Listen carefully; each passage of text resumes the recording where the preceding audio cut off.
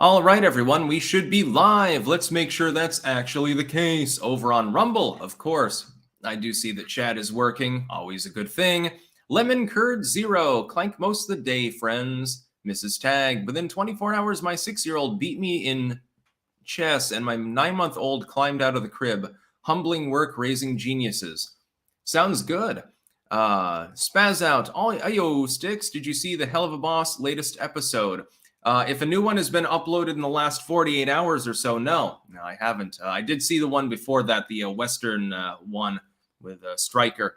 Actually, I ordered a little bit more merch from their official store on sharkrobot.com. That'll be coming sometime. I'll be flashing that off.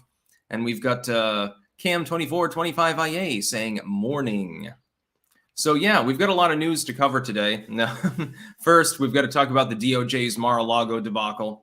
Part 2, actually. Well, I think technically we're on stage 3 of the Maralago. Nothing. It really is a nothing burger. We'll be talking about it anyway because it's newsworthy. Also, McCarthy might be about to sell the nation down the river. There are suggestions that there might be a debt deal that is not exactly what I would have wanted. I think Trump was wise to come out and tell the Republicans to hardline the Dems on the issue. We'll wait and see. My hope is that this is bullshit. My hope is this is fake news, but we're going to get into it anyway. Tom Fitton, actually, according to the New York Times, sharing that out. And also, Germany is now in a recession officially. That affects people like myself. I'm an expat, of course, living in the Netherlands. The Netherlands economy is pretty tied with the German economy, so it could be an indicator in which direction things are going, and a bunch of other cool shit as well. So we'll be talking about all of this and much, much more. By the way, before I begin, there is a link pinned at the top of chat if you're watching on YouTube, or cross-platform in the description again to people watching on Twitter. I can't see what you're saying because I don't yet have a second screen. My apologies, although I do know that some people are watching right now. To Orange Man Bad, my fictional work. It's a collection of short stories in which people with Trump derangement syndrome are invariably insane and have various degenerated encounters with Big Orange Man and enjoy them by and large. So you can take a look at that if you want to. People do enjoy the work. 1,500 copies sold.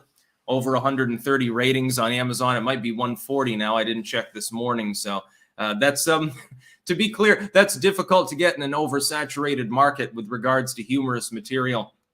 So yeah, we're going to get into some chats. Then we're going to get into some news. Clank away. I don't have anything to clank. I've got the elderflower tonic water right now. AI is nice. I love Anri Okita. Isn't she the best star? I've literally never heard of her, so I wouldn't know. Alarian Horizon, the simps keep pretending Trump is a leftoid, lol, cope. Yeah, a lot of it has to do with vaccines, actually, at this point, and lockdowns. I would note that DeSantis did enact a lockdown in Florida, although admittedly, and people need to admit to this, it was much more short-lived than the lockdowns in most of the country. DeSantis does get credit for that, opening up the beaches, etc. It's very interesting because actually he talked about the possibility of restricting domestic travel, and some months later Biden did as well, and but aimed it at Florida instead of the tri-state area, including New York, which DeSantis was referring to at the time. Of course, I believe New York, New Jersey, and Connecticut, the New York City greater area. And so yeah, it makes no sense. Anyway, we're going to talk about the news. We're starting out with the DOJ and the Mar-a-Lago case. 2 employees of Donald Trump moved boxes of papers at Mar-a-Lago a day before the Justice Department visited the former president's residence to collect classified documents, the Washington Post reported Thursday, citing people familiar with the matter. Oh, okay. So it's basically nothing. Here's the only reason that I'm bringing this up as the main news story of the day. There is no evidence here. There is only a claim by people familiar with the matter. The Washington Post is hit or miss as regards whether their stories are accurate in a general fashion, let alone when they don't have a source at all or are not willing to name them. I have a feeling this may be bullshit. I have a feeling that it's meant to gobble up the news cycle possibly in the wake of Trump seriously considering returning to Twitter. I have a feeling that this is politically motivated. Then again, let's say it's true. So people that were working at the Mar-a-Lago were moving papers to one of Trump's other residences the day before the DOJ decided to show up. Of course, this isn't the raid. This is the DOJ at large querying the topic. Who cares? He's allowed to move his own papers and possessions, a la the Fourth Amendment that is egregiously violated in this case, wherever the fuck he wants to. If they're unclassified, or if they were declassified, or if they have nothing to do with these other documents and it's, it's spreadsheets or something with tax returns or something, he's allowed to move them wherever he wants. He can load up an entire plane full and ship them to any place in the world that he wants. He's not breaking any law. He's not doing anything wrong. And I see some leftoids, by the way, to their credit, are looking at the story and saying, well, there's not really a whole lot to go on here. We've got other bigger titties to lick right now, and so people shouldn't be so concerned.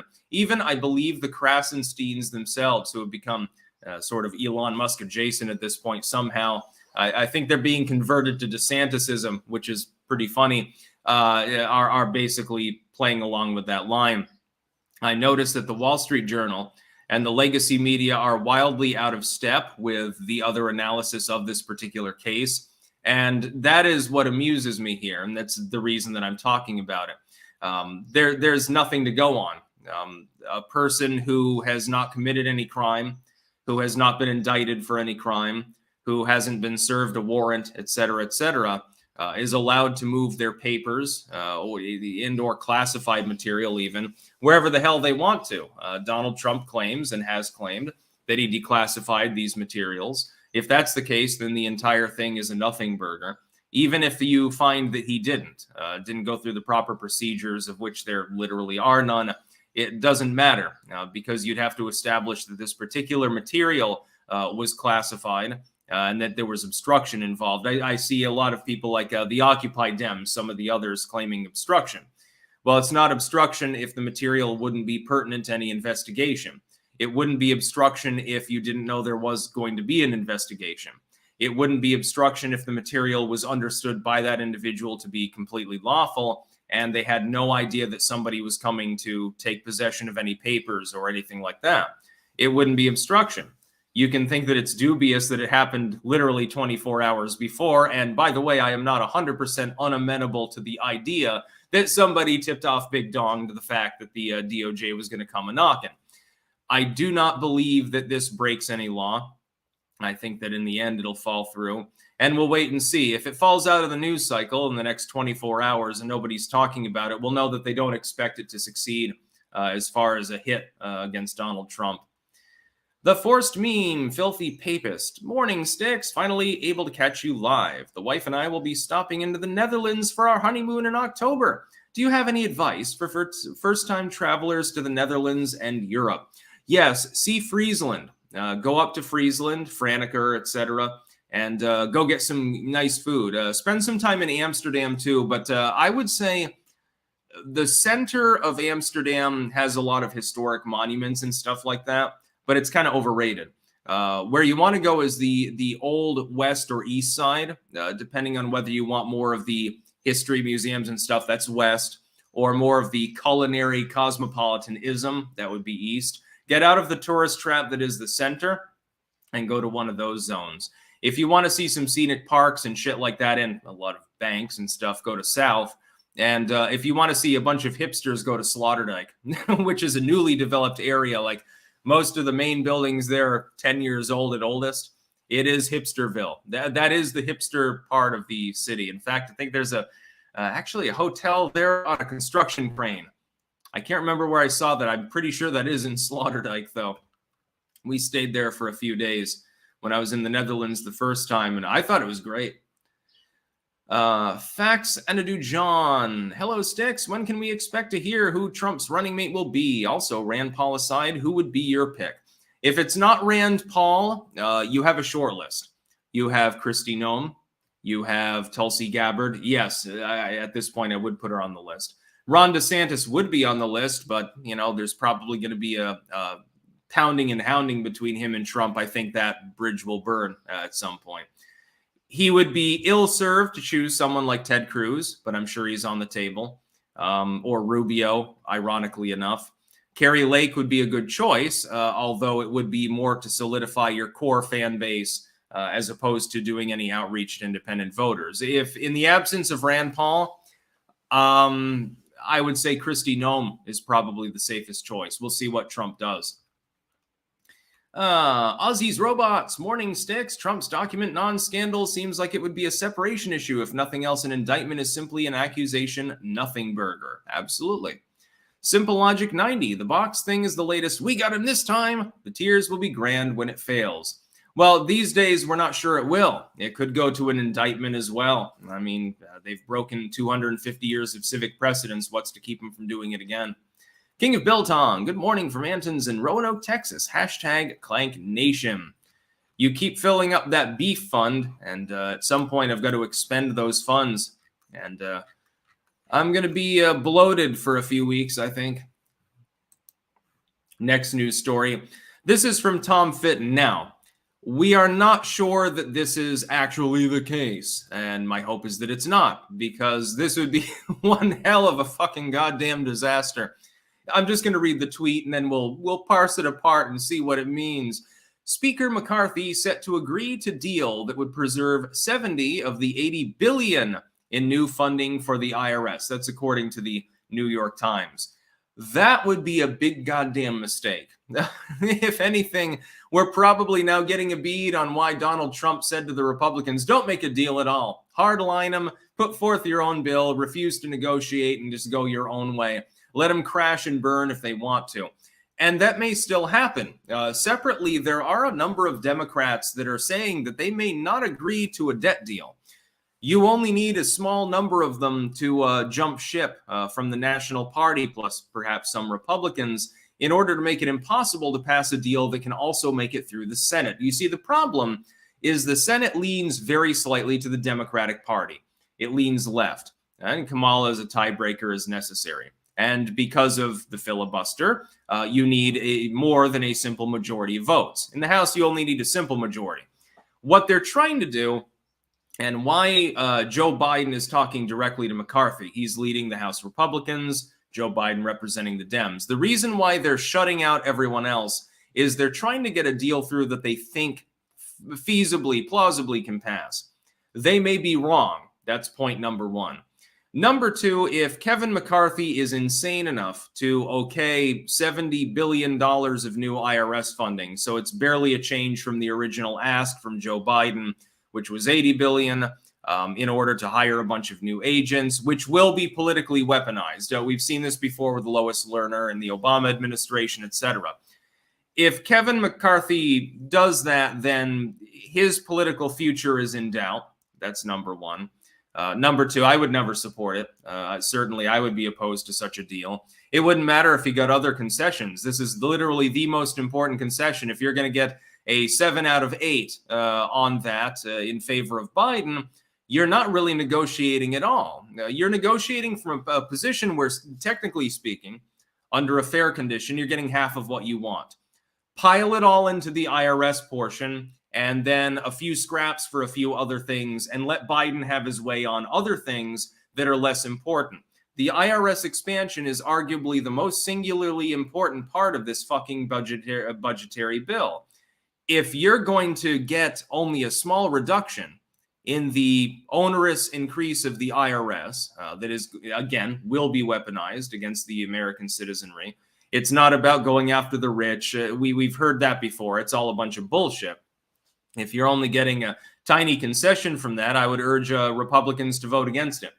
And you have the votes to stop it from happening. Between the leftoids and the vast core of Republicans, if you stand your ground and you refuse, you can stop the bill from passing. And that's what I hope happens if this indeed is the case. If McCarthy is cucked on the IRS issue, I hope that the Republicans, ironically enough, join with a handful of leftoids in the Democratic side of the House and establish that they're not going to pass it, because it would be a disaster.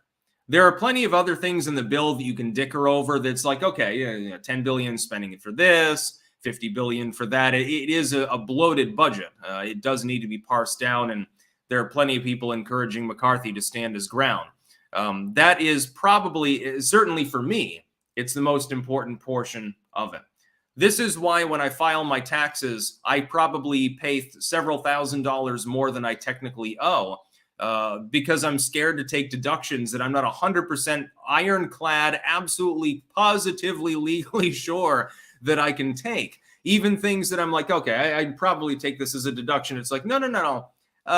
You leave that one out. Pay the extra few $100s from this deduction that you would have taken. And if you get audited, then you don't have any problems. Because I speculate that over the future, you will see a weaponization of the IRS. That's what I speculate. I think this is to go after independent content creators, small business owners, and things like that. If you expect me to believe the federal government when it says this is only to go after the filthy rich, bullshit. The filthy rich are the ones that sign your paychecks. The people in Congress make tens of millions of dollars, and they ain't making it on their congressional salary. It's coming from corporate dirty deeds done very expensively. Book deals, gala dinners, $5,000 a plate to hear AOC ramble for half an hour and piss on herself and stuff like that. You're really going to go, you're going to bite the hand that feeds you. Yeah, it's likely, my man.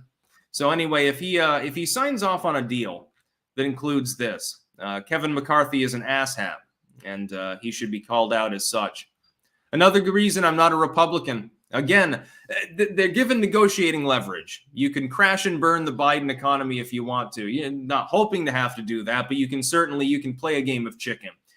What do you do at the end of the day? You give Biden 8 out of 7 of what he wants on the most important part of the bill, in which, by the way, a lot of liberals side with the Republican Party. McCarthy might be dickering over things that nobody cares about right now to the exclusion of caring about this. I really hope that this is fake news. I really hope that this is bullshit. I really hope that this doesn't end up happening. That would be a fucking disaster for the United States. And certainly for people on the populist side of politics, they'll get abused by the IRS. Maybe we now know why Kevin McCarthy may be strongly considering such a so-called compromise. Peach D25. Hey, Razor, so glad I caught the stream live over here in South Korea. Godspeed. God fucking speed. Ozzy's Robots. What if DeSantis preemptively picks Carrie Lake VP? I don't think she'd take the position. I don't think she would accept from Ron DeSantis. She is 100% Team Trump. Sparky. Kevin McCarthy is a globalist stooge. Agreed. He's been slightly useful. Let's hope he continues and you don't end up seeing again $70 billion for an IRS expansion. You really want Republicans to vote for that? Conservatism, my fucking ass. Ozzy's Robots. The Uniparty will weaponize the IRS against all. Yeah, they'll go after leftoids too, and the leftoids would be crazy to vote for it as well. If all the populists, the leftoids, and vulnerable GOP members of the House were to vote against it, you'd have a majority. Down it if they try to do that. Jake Martin, good morning, Sticks. Can I get a shout out for Honest Jake's Old-Fashioned Pit Barbecue and discount cremation services in Yorba Linda? Thanks. I think that may be a joke, but I'm going to give you the shout out anyway because you paid me to do so. Discount cremation service. Christ. Ramon C. GTC, Trump Santos 2024. I think Santos is much more likely than Donald Trump to face true legal retribution over the coming year. Big Floppa. Long-term interest rates are currently an inverted yield curve, so a recession is pretty much inevitable for the near future. Oh, we will be talking about the German economy actually right now.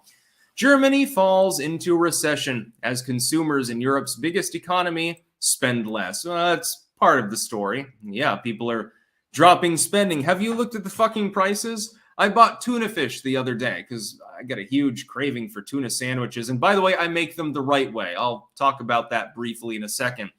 And was astonished that it's like €3 for a can of tuna. Now, it's still tasty. It's good for you. You take the tuna, you mix it with mayo. By the way, the proportion, you can haggle over that. Some people like more mayo. Some people like more tuna. To mayo ratio, that's fine. Put a little sweet pickle juice in it the next time that you mix it up. Probably use a little bit less mayo so that it stays firm. Then add a bunch of minced up celery to it and then slap it on the bread. Make sure to add some lettuce and tomato as well. Delicioso. But it was expensive.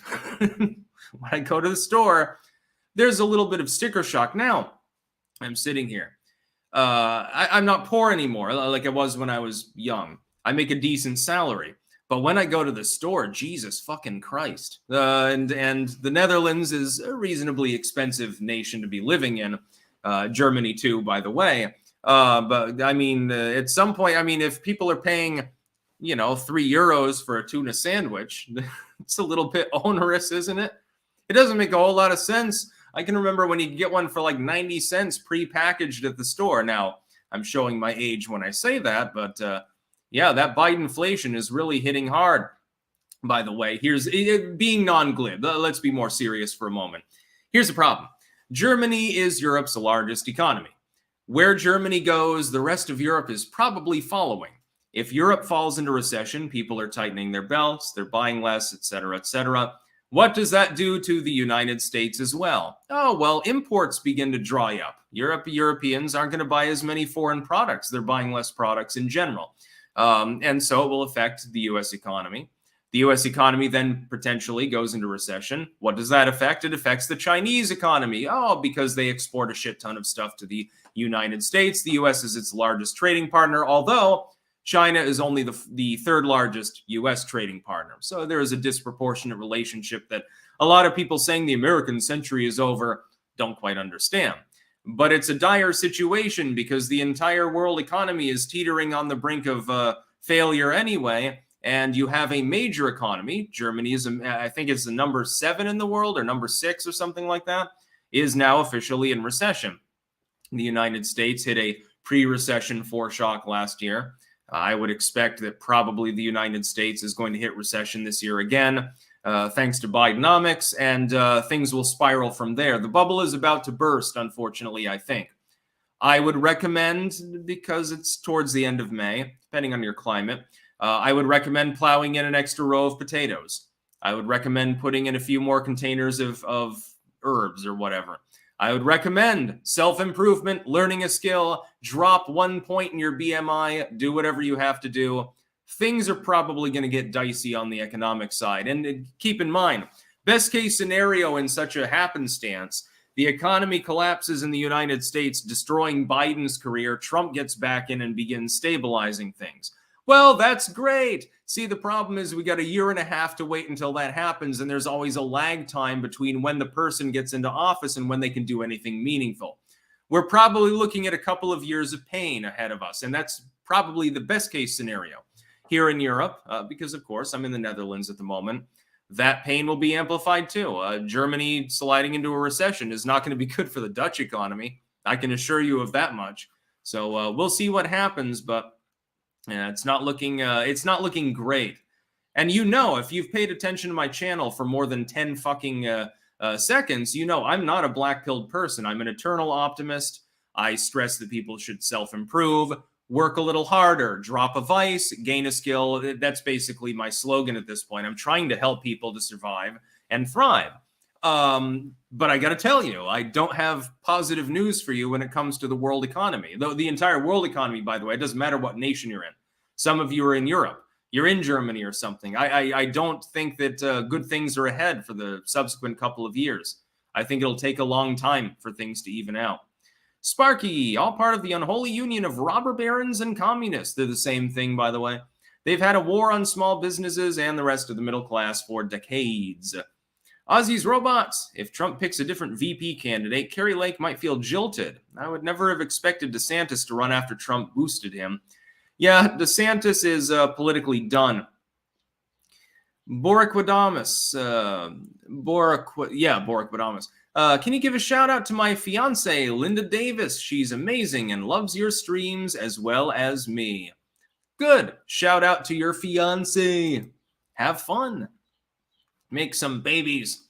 Shark dentures. Next book, 6 recipe book. Sounds good to me. That'll be coming down the pipeline probably years from now, but once I get better photography equipment. Sparky, Germany screwed itself by obeying their DC and Brussels globalist masters. Definitely the latter. You know, look at their energy sector. The Patriot Cairo serves Germany right. Socialist welfare states are weak. Yeah, that is true, although it's a little bit more nuanced than that at this point. Not a bad account. Depression isn't all bad. You can buy assets from the poors at reasonable price. Land, equity, stock, commodities come out better post-recovery. Yeah, but you're doing that on the back of the reduction in human welfare, so it's not something that I would celebrate. Yeah, I'm in that special spot. I've got some savings, etc., where if there's long-term depression, I can probably come out like a robber bandit. But I don't want to fuck other people over. I'd rather just fucking do my work, make my way, and then grow some crops. Unfortunately, that's not the way that government works these days. It manufactures political and economic strife. The next one I'm going to gloss over really briefly. The only reason I'm talking about it is because of how funny the headline is. It's an opinion piece by Paul Bledsoe. Here's the title of this piece. By the way, links in the description, archived, of course, to all these news stories I'm talking about. Biden needs to remind voters he's always been pro-business. I'm going to leave it at that. I literally have nothing else to say about that article. I just wanted you to get a cheap laugh in at Biden's expense. Cam 2425IA, cheers to clankers this Friday. All gave some gave all. Enjoy it this weekend. Yeah, I'm going to be enjoying a nice sub later. I'm going to be making a grinder. My hope is that Liz will come back with tongue meat, actually, literally beef tongue. It's available here. If they don't have that, I might have pastrami or something like that. I'm not sure what she'll get for me. I do also have blood sausage, and I am proud to report that our daughter does like blood sausage. She shoveled it down quicker than almost anything else I've ever seen her eat, actually. Which is weird. It doesn't even taste like meat. It's called a sausage, but not really. It tastes more like a bread that's spiced with nutmeg for some reason. I don't know. I'm not 100% sure what I'm eating when I eat it. It doesn't belong on a sub. It feels like more like it belongs in a pie, oddly enough. Emperor Butts, have you already talked about the 9-0 SCOTUS case? Yes, I talked about that, I believe, the other day briefly. There's various SCOTUS cases. But we've got other things that are more important to talk about. By the way, I will be keeping it a little bit short today. Liz has an appointment that she's got to go to not long after 3, so she'll be back probably within a half an hour or a little bit more. So I'm going to speed through these. It's going to be a truncated stream here for Friday. Next week, my hope is that everything will be full length, and the weather is supposed to be completely fantastic, so it'll be a good time.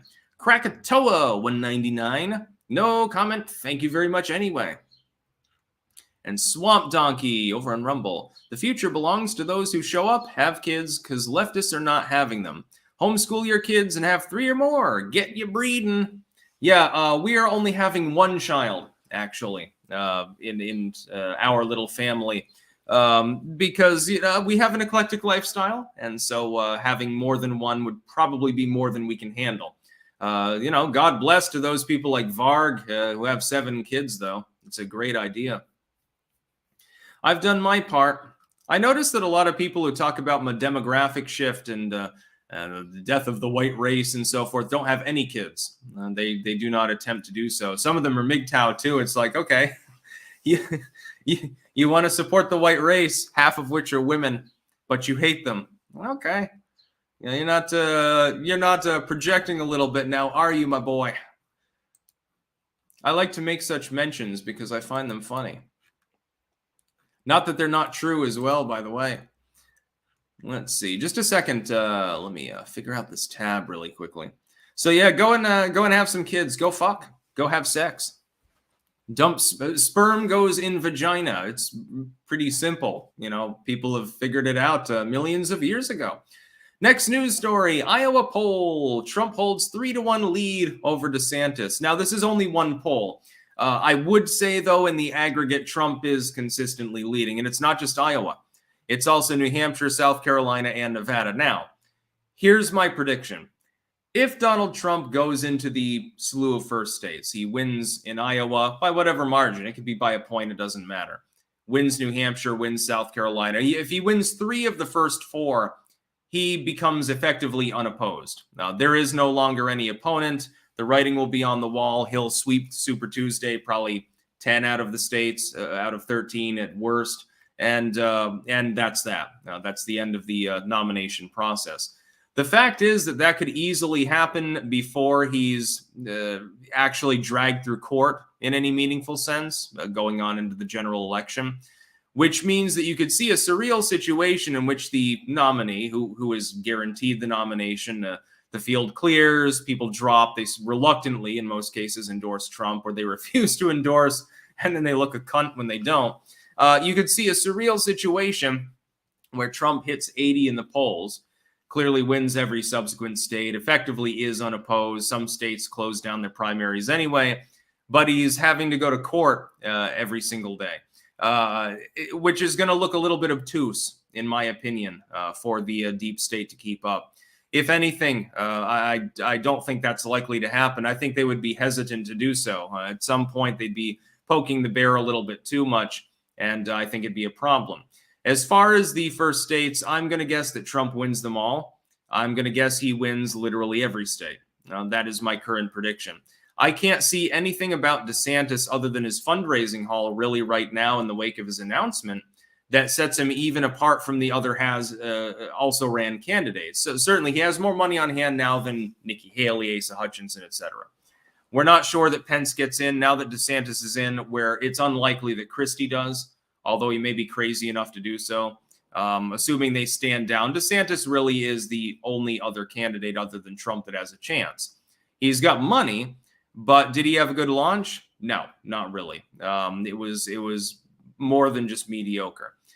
Does he have a lot of charisma, personally speaking, his speaking abilities? If he's scripted, if he's reading off a teleprompter, he does fine. When he's doing it off the cuff, it's low energy, generally speaking. Do I think there's a significant chance that Ron DeSantis can win the nomination? No. I would point out that the person with the most money that's raised early on in the campaign doesn't always win. Hillary Clinton was flush with money when Obama, screwed her, when he destroyed her. Jeb Bush was a huge money raiser. Ted Cruz, another great example. Ted Cruz raised money hand over fist in the 2016 election. Where did he end up? He ended up distantly behind Donald Trump. He didn't become nominee, and that happens all the time. Let's see here. Many such cases. Princess, might as well eat hog head cheese. Gross. I have actually eaten head cheese. I took a course at UVM called The Anthropology of Eastern Europe, and the professor brought in a bunch of Polish and other foods from Eastern Europe actually once. I thought head cheese was delicious, actually. Really yummy. Not good for you, but it's tasty. Musically assured destruction. My one concern about Trump is who he will appoint for his cabinet. He had all the wrong people in his first term. What do you think? I think that Michael Flynn will probably be part of the cabinet. I think he might go full MAGA this time instead of just half-cocked MAGA. I'm willing to give him the chance to prove that he's capable of making better hiring decisions and that politics is not an episode of The Apprentice. Huns with guns. White guys who talk about demographics or destiny always date Asian women.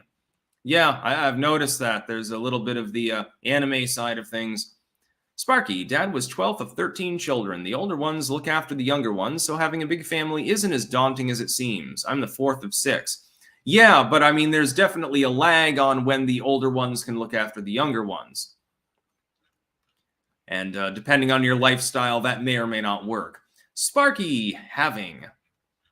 Are you having problem? I'm a little bit hoarse today, actually, I've noticed. I don't know exactly why. Also, it looks like my camera is being slightly fuzzy. Or am I just hallucinating? Whatever. The Patriot Cairo. Excess deaths are exploding. Experts, so-called, don't know why. I do. Honk honk. I love my pure blood, and my blood loves me. Yes, I am proudly pure-blooded as well. Next news story. How Google manipulates search to favor liberals and tip elections. Now, honk honk for YouTube purposes. I'm just talking about a third-party article here. I know that Google search results would totally never favor things for a political purpose because if you're handed a quasi-monopoly over something like search or the App Store, why would you misuse it? Nobody would possibly think to do that. If somebody handed me virtually limitless, inexhaustible power to influence other people, I totally would not try to convince them to take up classical liberalism and libertarianism. That would be wrong. It would be biased. I'd be manipulating them. Of course I would, given the option. I would think that I was doing what was right, too. I would do it from a position of trying to do good, but I would be manipulating people now, wouldn't I? Google does the same thing. This is a particular study. I'm not going to get into the nitty-gritty of it. Again, link in the description. It's archived. You can read through this if you want. The basic concept is that potentially, and I think this may be on the high side in admission, but the basic concept remains true. On the high end, you're counting several million votes potentially that were changed by Google through its algorithms, by influencing people in the US election. Again, I think that's on the high side. People are gullible in many cases, but I'd like to think it's not millions of people, even though Google is pervasive, commonly used, biggest search engine in the world. I would like to think that it's maybe a few 100,000. But when you have an election where a few 100,000 votes can swing 3 or 4 states, I would think that that's definitely meaningful. I would tie this in with saying, look, right after the 2016 election, when Donald Trump was duly elected and Russia was not involved, that's disinfo. What did Google do? Literally the next day, all these people are all puffy-faced and red-eyed and crying and shit like that and pledging to do more next time around. Well, if you look at their statements, which were publicly available after the 2016 election, and then you look at this study, they do seem to coincide now, don't they? I would assume that there might be a reason for that. So yes, Google does unduly influence people, along with other sites. Wikipedia is famous for this, mostly by lies by omission. You look at any political article on Wikipedia, you'll think you're reading Rational Wiki half the time. This happens on Facebook, Insta, other sites. It even happens to an extent still on Twitter. When you look at community notes, I want people to know something if you're not using that service. I'm enabled for community notes. I have a bunch of ratings on there that actually have been rated themselves. Mostly I'm getting it right. It's like 85%. I'm batting pretty high when it comes to the rating of other people's notes. I've got several notes, a third one the other day actually, that have gone through that I've made. It had to do with gorillas being vegan. Of course, gorillas are not vegan. That one very quickly sped through. I noticed that the notes that I've made on Hillary Clinton posts and things like that are still stuck in limbo. Anyway, not complaining more than a little bit. You've got to understand there is political bias involved. That's why they have a consensus approach. They're trying to categorize people according to where they live, their political affiliation, so you can have a more broad group of people that have to agree on a note before it goes through. The system needs a bit of tinkering, but it's a novel one. But even there is, I assure you, considerable political bias. Teresa Logue Meeks. Ever heard of the Zelensky kill list? Many media and political narrative dissenters are on it. Might want to check it out, even if just for a laugh. Yeah, Rand Paul is actually on that list. It's not really a kill list. It's more of a you're on a shit list sort of thing. It's like a blacklist, like your local restaurant might have for employees that screwed up too much. Hey, kitty. Yeah, my co-host at the moment is weighing in. This is her views on the Zelensky kill list. What do you think about Ukraine?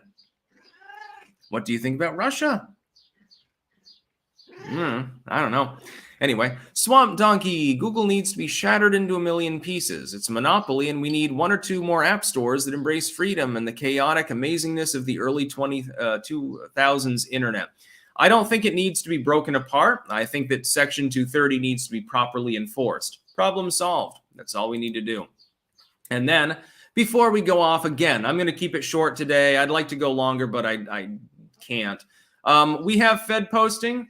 We have glowy posting here. People are glowing in the dark. No, seriously, take a look. Link in the description. Not archived. In this case, it's just a tweet from Battlecock Actual. He's posting about a posting that he in turn saw. The Fed forgot to turn off location services before posting on Marketplace. $350. Tactical adjustment CNC. Full stainless steel automatic selector. Oh, full auto switch for a Glock 17. See, the problem is the seller named Quandale Dingle. Yeah, you can't even fucking make this up. Where is he located? If you look up the location information. Oh, it's, I believe, a military base. U.S. Department of Defense, U.S. Secret Service, DIA headquarters, Joint Base Anacostia Bowling, commissary and everything. It's a military and intel complex that this was posted from in order to turn your Glock 17 automatic. I've got a Glock 17, great gun, by the way, but, you know, I'm not crazy enough to go on a whatever fucking site this was on and attempt to convert it into an auto. In fact, I'm not sure that a Glock 17 fully auto would be that useful. You'd have to hold it sideways like a gangbanger, I suppose, in order for it not to jump up and hit you in the head.